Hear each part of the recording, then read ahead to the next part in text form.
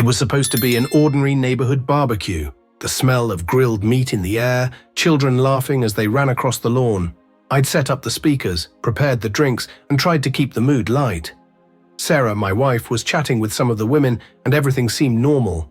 Until Jason, our neighbor, raised his voice over the crowd and dropped a bombshell. "You all should know I got Sarah pregnant," he smirked. The yard fell silent, laughter stopped, forks froze mid-air, and all eyes turned toward me. My stomach twisted, chest heavy, as if a weight had been pressed down.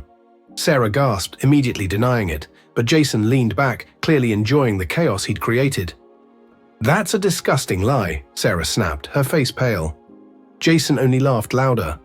"Don't bother denying it, sweetheart. We both know the truth," he said, staring at me as if daring me to believe him. Anger and disbelief clashed in my chest. I could shout, I could break something. But instead, I remembered the one thing that could end this once and for all.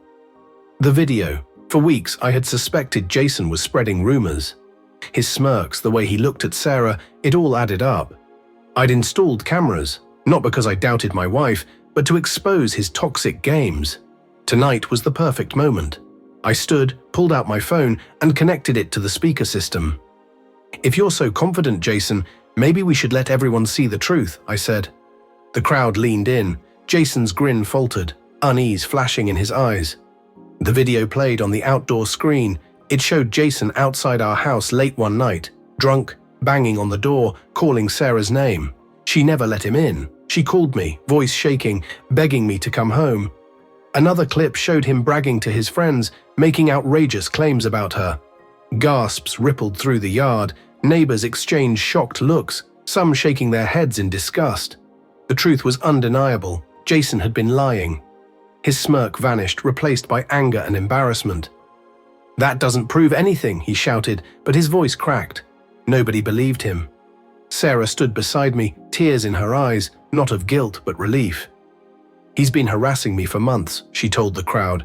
The women she had been speaking with came forward, hugging her, offering comfort. Jason's own wife caught his arm. "Is this true? Have you been lying about her all this time?" she demanded. He stuttered, unable to answer. His bravado shattered. She slapped him, grabbed her purse, and walked out, leaving him humiliated. The neighbors no longer wanted him there. One by one, they told him to leave. Jason stumbled out, defeated, his reputation in ruins. The man who had tried to destroy my marriage had destroyed his own. When the chaos settled, I turned to Sarah. She hugged me tightly. "Thank you for believing in me," she whispered. I held her, realizing that trust had saved us. Jason's lies could have sown doubt, but truth and faith in each other was stronger. The evening continued quietly. Neighbors tried to restore normalcy, but Jason's downfall lingered like a shadow. People whispered about him, how dangerous lies can be, how cruel jealousy can turn. Later, as the house grew quiet, Sarah and I sat together on the porch. She held my hand. "I was so scared you'd doubt me." "I know who you are, Sarah," I said.